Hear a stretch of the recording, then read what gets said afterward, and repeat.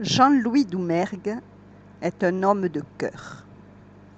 Il est désintéressé au point qu'après s'être aperçu que les personnes qu'il guérissait gracieusement achetaient un de ses livres pour le remercier, stoppa net leur édition et distribua tous les exemplaires restants à des associations ou bibliothèques. J'ai trouvé le mien dans une boîte à livres. J'ai demandé la permission à l'auteur de pouvoir vous le lire sur Internet. Et je l'ai obtenu, plus un cadeau dont je vous reparlerai plus tard. Voici pourquoi je vous propose dans cette vidéo le début de ces histoires pleines de gentillesse et de sagesse. Si vous en voulez plus, likez, partagez, abonnez-vous. Vous connaissez tous le refrain. Bonne écoute. Laurent. Très certainement dérangé par la vieille dame pendant son méfait, tout laisse à penser que l'agresseur n'avait pas prémédité son geste. Nous reviendrons sur cette affaire en fin de journal. Un reporter est actuellement en route pour rejoindre le lieu de ce drame pour le moment incompréhensible. « Emma, alors, qu'est-ce que tu fais ?»« Je réchauffe le potage. Je ne souhaite pas entendre ton mécontentement en le trouvant trop chaud ou trop froid, ou alors... Allez, à table, les informations ont commencé depuis déjà 10 minutes. »« Oh, tu sais, moi, les informations. »« Oui, moi aussi je connais la rengaine. Tu n'écoutes rien et ensuite madame veut être informée. Les questions sont distillées dans un ordre incohérent, dispersé et tout y passe. Les artistes, les viols, le gouvernement et je ne sais quoi. » « Écoute, Laurent, si tu ne veux plus m'informer, je m'abonnerai au journal et m'informerai toute seule. Tu te crois indispensable ? Bon, ok, je vais tout de même te résumer le fait le plus important, le grand titre d'aujourd'hui. Un individu d'une quarantaine d'années est entré dans une maison, certainement pour voler. En sortant, il est tombé nez à nez avec la locataire de la villa. Il l'a poussée dans le fond du couloir de la maison et l'a frappée. Facile, une personne âgée. Elle est décédée des suites de ses blessures. Au fond du couloir, c'est là qu'ils ont trouvé le corps. Vite, dépêche-toi, le reporter vient d'arriver sur place. Toujours à 100 à l'heure, pas une minute à moi. Je suis actuellement sur le lieu de ce terrible drame. Comme vous pouvez le constater, un périmètre de sécurité vient d'être établi afin de permettre aux enquêteurs d'effectuer toutes les procédures d'usage qui s'imposent. Un concours de circonstances a permis de mettre très rapidement la main sur l'individu qui a été arrêté après une longue course-poursuite. Nous ne pensons pas que cet homme ait pu bénéficier d'une quelconque complicité. L'enquête diligentée nous permettra de connaître les motifs à l'origine de cette triste histoire. Inutile de vous dire que tout le quartier est consterné par cette agression. La nouvelle s'est répandue comme une traînée de poudre. Jean-Pierre, avez-vous des renseignements complémentaires concernant l'agresseur ? D'après les 2 policiers municipaux présents fortuitement sur les lieux, il s'agirait d'un homme de petite taille, assez trapu, avec une casquette dotée d'une large visière. Nous savons également que ce n'est qu'au terme d'une longue cavale que l'agresseur a pu être maîtrisé. Il avait fui le long du canal du Midi d'après certaines informations. C'est ce que colportent les premiers témoins. Apparemment, et sous toute réserve, car ce ne sont que des informations que je formulerai au conditionnel, il aurait couru pendant 3 à 4 kilomètres. Des promeneurs sur les cris insistants des policiers municipaux « Arrêtez-le, arrêtez-le » lui auraient barré la route. Merci Jean-Pierre de ces compléments d'information. Encore un peu de potage. Il est un peu froid. Bien sûr, tu te sers et ne remets jamais le couvercle. Ah, ces informations télévisées. Certains de tes collègues, c'est le football, d'autres le rugby. Toi, ce sont les informations. Je te connais par cœur. Pas la peine que je regarde l'heure. Dès que j'entends la télé claironner, je sais qu'il est presque 20 heures. Inutile alors de courir après toi. Tu es assis en attendant d'écouter. Toujours la même rengaine. Arrête un peu, Emma, arrête un peu. Je ne t'apostrophe pas quand tu colportes les potins du quartier. Hein ? Que tu piailles depuis ton balcon avec Jeannette. Ah, la Jeannette, depuis qu'elle est à la retraite, elle passe son temps à interpeller tout le monde. On peut dire que le quartier connaît la romance. J'avoue que tu as raison. Si nous observons la plupart de nos faits et gestes, nous reproduisons toujours les mêmes expressions quotidiennes, à quelques détails près. C'est certain, mais il faut bien vivre. Le rythme reprit. La journée se termina par la traditionnelle partie de cartes. Emma adore cela, jouer aux cartes avant de se coucher. Ensuite, si Laurent pouvait s'exprimer, laissons-le conclure par sa phrase rituelle du soir. Emma, stop! Cela fait déjà 3 fois que tu me dis « Allez, encore une dernière partie ». Allons nous coucher, je suis pratiquement certain que tu vas continuer la partie à moitié endormie, tu vas sursauter, me cogner, donner des coups de pied. Mais non! Allez, viens, allons nous coucher. Un dernier petit coup d'œil pour savoir s'ils ont avancé sur l'affaire de la vieille dame. Voyons plutôt la 3e chaîne. Voilà, c'est parti. Emma, attends pour te coucher, il y a du nouveau. Je suis déjà au lit. L'arrestation a effectivement eu lieu, pour ainsi dire en direct, grâce au concours providentiel de la police municipale.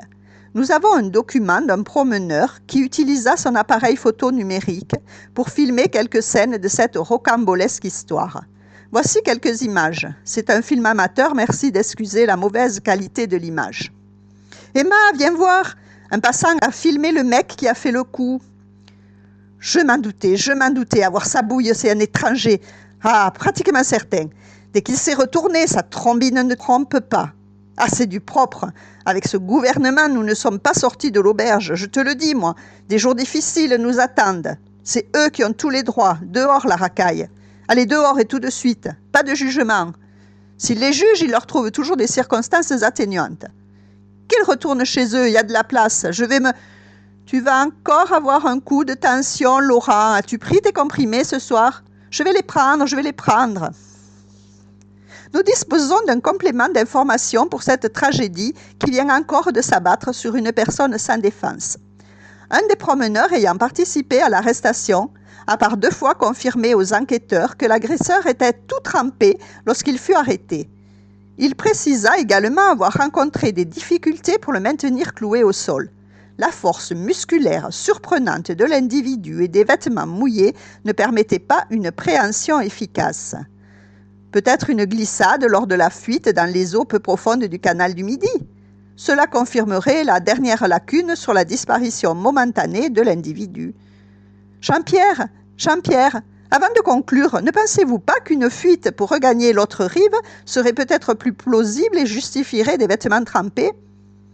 Je n'ai pas d'autres informations. L'enquête actuellement en cours nous apportera probablement quelques éclaircissements dans les prochains jours. Salopard, si tu avais pu te noyer! Laurent, c'est presque minuit, viens te coucher. Demain, dimanche, les enfants sont invités pour dîner.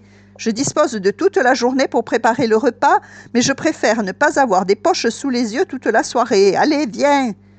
Tant que je ne sens pas ta présence à mes côtés, je ne parviens pas à trouver le sommeil. J'arrive. Le ciel est tout bleu ce matin. Un simple cordon de boules de coton est déployé par Maître Univers. Il paraît immobile, comme un chapelet que les anges auraient déposé pour la prière dominicale. Laurent ouvre la fenêtre et les volets. Il respire la vie en plein poumon. La grasse matinée, tous les dimanches, c'est la tradition. Emma a déjà rejoint ses amis de la chorale pour l'habituelle messe chantée.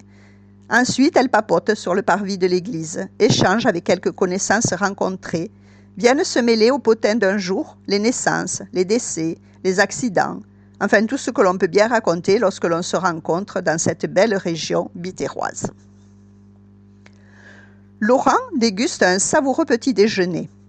De retour de ses pérégrinations, Emma l'interpelle. Enfin, Laurent, bientôt, nous ne pourrons pas nous installer pour le repas dominical avant 14 heures. Le repas ne sera pas prêt pour 13 heures? Ou as-tu donc encore traîné? Pas par manque de temps, mais avec un petit déjeuner à 11 heures et des tartines surbeurrées, tu ne peux pas avoir faim à 13 heures. La douceur de vivre, la quiétude dans la continuité de la vie pour une retraite bien méritée, la sympathique harmonie d'un couple traditionnel, celui que l'on croise à chaque coin de rue. Jour après jour, les pages de l'existence d'Emma et Laurent se tournent paisiblement. Mais quelquefois, Emma, on vient de frapper. Mais non, enfin, ta surdité naissance t'apporte certains échos. C'est le déclic de démarrage du réfrigérateur ou bien je te dis que quelqu'un vient de frapper à la porte. Enfin, quand même, si je n'étais pas en pyjama, je serais déjà en train d'ouvrir. Incrédule, Emma ouvrit la porte.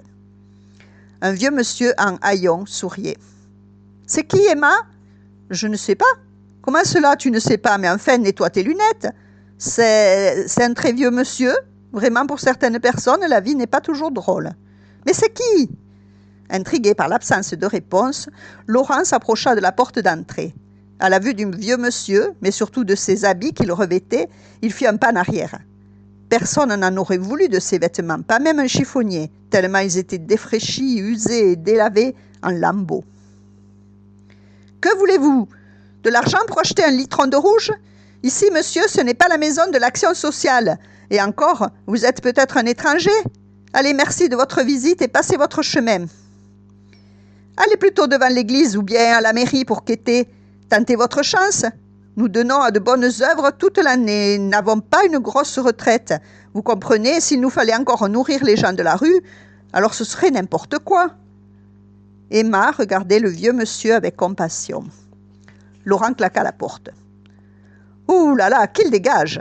C'est presque midi, je vais écouter un résumé des informations sur la 3. » 2 coups frappés à la porte. Laurent ouvre. « Bonjour, monsieur, madame. N'ayez pas peur, je ne suis pas un individu malfamé. Je ne viens pas frapper à votre porte pour vous importuner, ni pour vous tourmenter. Encore vous! Mais que marmonnez-vous dans votre barbe? Vous n'avez donc pas compris? Vais-je être obligé de vous dégager de chez moi? » Laurent, un peu de compréhension. Il y a tant de misère dans le monde. Mais en plus, vous êtes sans gêne. Monsieur veut s'imposer ici. Vous êtes mal tombé. On ne reçoit pas n'importe qui. Excusez-moi, monsieur, si j'ai une nouvelle fois frappé à votre porte. Excusez-moi. Je n'ai tout simplement pas eu le temps de vous informer. C'est un de vos amis qui m'a conseillé de venir vous rencontrer. Elle est bien bonne. Vous n'allez pas arriver à me faire croire qu'un ami m'a envoyé un clodo, non? Sans blague. C'est pourtant bien vrai. Cet ami m'a fait comprendre que certainement vous pourriez m'accorder quelques instants de bonté en m'offrant une assiette de soupe chaude ou bien le reste d'un repas. Si vous n'avez rien à m'offrir, peut-être me permettrez-vous de fouiller dans votre poubelle. S'il subsiste quelques restes alimentaires, je pourrais me nourrir. Je n'ai pas mangé la moindre nourriture depuis bientôt 3 jours. Les poubelles du quartier sont défoncées par les chiens. Les légumes défraîchis et invendus après le marché sont réservés à des habitués, eux aussi dans la misère. Les denrées dépréciées des supermarchés atterrissent dans des conteneurs qui sont systématiquement vidés par les personnes démunies. Je suis trop vieux et chassé systématiquement de ces lieux. Alors, pour ne pas être frappé et battu comme un chien, je préfère mendier un peu de pain lorsque j'ai faim. La parole du vieux monsieur véhiculait une sincérité certaine. Il était vrai dans son verbe, et la maigreur de son corps qui se dessinait derrière ses habits en lambeaux confirmait ses propos. « Pauvre monsieur !» lâcha Emma bouleversée. « Allez, entrez, monsieur !» signifia Laurent. « Vous allez partager notre repas. Mais au fait, quel est donc cet ami qui vous a conseillé de frapper à notre porte? N'aurait-il pas pu lui-même vous offrir un peu de nourriture ?» Non, ce n'était pas possible. Vous a-t-il dit au moins son nom? Attendez, je crois savoir. Un grand, un peu chauve, il habite à 2 pas d'ici. Eh bien, dis donc, il est gonflé, le Paul. Non, non, c'est votre plus grand ami, le plus grand, celui qui ne vous a jamais menti. J'ai trouvé Carlos. Enfin, ce n'est pas un grand ami, c'est simplement un ami qui ne vous dira jamais de mensonges. Effectivement, maintenant je comprends. Il s'absentait de très bonne heure et n'a pas pu s'occuper de vous.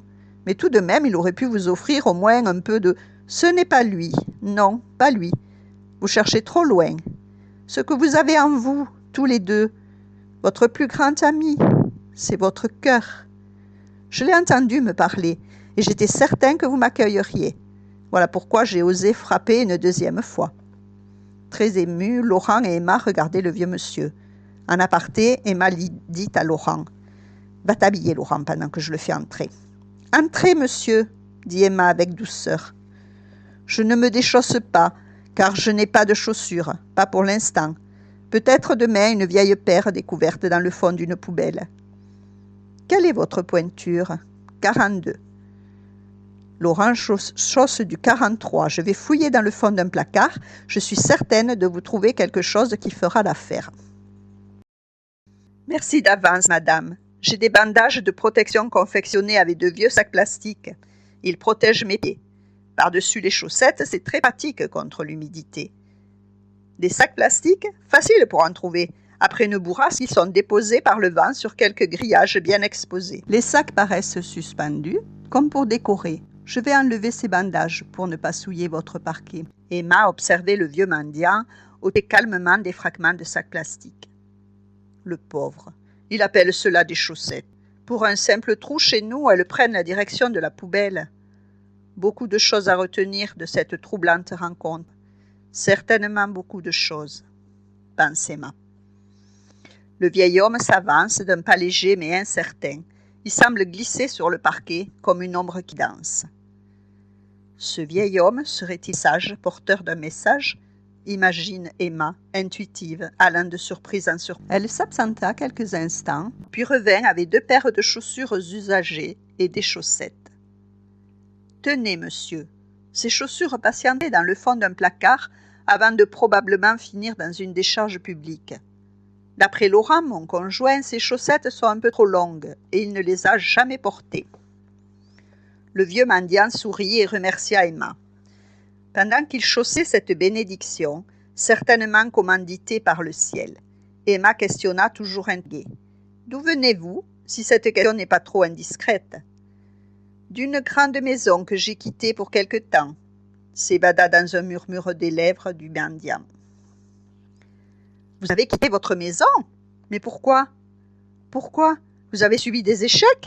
Pourtant dans vos yeux brille une lumière, de votre être se diffuse je ne saurais l'exprimer dans l'instant. » Le vieux monsieur était debout, quelques fragments de sacs plastiques dans ses mains. « Donnez-moi ces déchets plastiques. Désirez-vous vous laver, monsieur ?» demanda Emma. « Simplement les mêmes. Ce matin, à l'abri des regards, j'ai pris un bain dans la rivière. J'ai frictionné mon corps avec de l'eau et de la cendre un peu chaude, obtenue par le feu de quelques branchages. Ensuite, un bain dans l'eau de la rivière. » « Glacé? Question d'habitude. Installez-vous, monsieur. Au fait, comment vous appelez-vous? Questionne Laurent. Je me prénomme Ernest. Je ne connais même plus mon nom, ni même mon âge. Certaines personnes rencontrées me parlent d'amnésie. Peut-être une trop forte présence en mon être.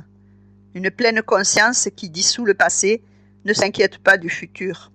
Cela ne vous dérange-t-il pas que je regarde le journal télévisé? Actuellement, il est question d'une affaire de meurtre concernant une vieille dame. Horrible.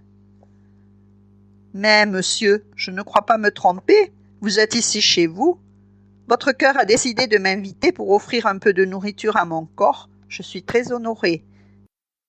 Il ne manquerait plus que je m'inscrive dans une quelconque exigence. Merci, monsieur, de me donner une telle réponse. Les premiers constats effectués sur le corps de la vieille dame confirmeraient que c'est certainement un coup malencontreux qui a provoqué une contusion fatale à l'arrière de la tête. Pas d'autres traces de traumatisme sur le corps. Actuellement, le prévenu est toujours entendu et l'on s'oriente vers une garde à vue. Pourri! Salaud! Allez, jetez-moi tout ça à la mer, avec une grosse pierre attachée à son cou. Mais quand serons-nous une fois pour toutes débarrassés de cette racaille qui pollue toute la planète? Enfin, quand même! Calme-toi, Laurent, calme-toi, un peu plus de contrôle. Non, mais tu ne penses certainement pas que mes propos gênent monsieur Ernest. Enfin, il est obligatoirement d'accord avec moi. C'est un rejeté de la vie. Vous ne pouvez pas, monsieur, penser différemment. Je ne pense même pas. Ah bon? Eh bien, en voilà une autre de très bonne. Monsieur ne veut pas donner son avis. Il ne veut pas se mouiller. Vous n'allez quand même pas me dire que vous soutenez son attitude. Contrôle-toi, Laurent. Oh, toi, ça va, hein, Emma? Je cause à monsieur. Tu ne causes pas, tu hurles et le prends à partie. Je ne pense pas. Je n'émets aucune pensée à ce sujet. car je ne dispose pas de la capacité à prononcer un jugement. Je ne connais pas cet homme, je ne sais pas quel est son vécu. La seule certitude, c'est que c'est un être humain, comme moi, comme vous, monsieur, ou vous, madame. Comme chacun d'entre nous, il est le dépositaire de l'étincelle de vie, celle que l'enfant laisse s'exprimer à chaque instant. Emma et Laura regardaient Ernest. Les yeux du mendiant resplendissaient d'une brillance qui ne provenait pas de cette terre. Il était, pour ainsi dire, impossible de soutenir son regard, simplement pendant quelques secondes. Et pourtant, quand Emma l'observait, pouvant un court instant fixer ses yeux, elle se sentait habitée par une énergie qui la transportait dans un monde où aimer fleurit comme les plantes dans une nature en liberté. Mais enfin, expliquez-moi, comment pouvez-vous accepter qu'un tel comportement puisse exister? Connaissez-vous la raison profonde qui fait perpétrer un tel acte? Donna Ernest. Mais bien sûr que non, répondit Laurent. Peut-être que lui aussi ne la connaît pas. C'est un peu comme si vous vous jetiez à l'eau pour sauver un enfant de la noyade. De la même façon, vous ne savez pas également pourquoi une vive incitation vous a propulsé dans un fleuve au péril de votre vie pour... Tiens, le téléphone à cette heure-là? Va donc décrocher, Emma. Bonjour, Jean-Claude. Tu m'appelles pour me confirmer que vous venez tous les trois dîner ce soir? Hein? Comme d'hab? Ah non? Vous ne venez pas? La petite? Hein? Quoi? Karine? Pressentant un problème majeur, brusquement, Laurent se leva et retira le combiné téléphonique des mains de sa conjointe. Les yeux pleins de colère, Emma regarda son mari. Elle saisit l'écouteur. Quelque chose de grave est arrivé à Karine? Jean-Claude, ne cache rien à ton père. Cela aurait pu mal tourner, mais Dieu soit loué, tout s'est bien terminé. Nous ne viendrons pas dîner ce soir car nous sommes encore bouleversés. Après la frayeur d'hier, en tout début d'après-midi, pour nous évader de la routine hebdomadaire, nous déambulons très souvent en bordure du canal du Midi, afin d'effectuer une sortie agréable, promener le chien et respirer à plein poumon. Tandis que Karine court près de nous, j'échange avec Marion, actuellement un peu perturbée. Elle attendait une promotion, mais une dame récemment embauchée vient d'être promue à sa place. Vous comprenez la déception. Je suis au courant, tu m'avais informé de ce problème il y a 2 ou 3 jours. Dis-lui de ne pas s'inquiéter, la vie est ainsi faite. C'est ce que je lui répète tous les jours. Mais que veux-tu, elle est frustrée et je la comprends. C'est une situation pas très facile à accepter. J'essayais de la raisonner, de lui expliquer qu'il ne fallait surtout pas faire preuve de haine par rapport à cette dame. Notre attention n'était pas entièrement consacrée à la surveillance de notre enfant et, l'espace d'un instant d'inattention, Karine avait disparu. Où chercher? D'un seul coup, mes yeux se sont portés vers une touffe d'herbe où j'ai immédiatement reconnu sa petite robe rose. Voilà, je vous prépare la suite pour plus tard. À bientôt.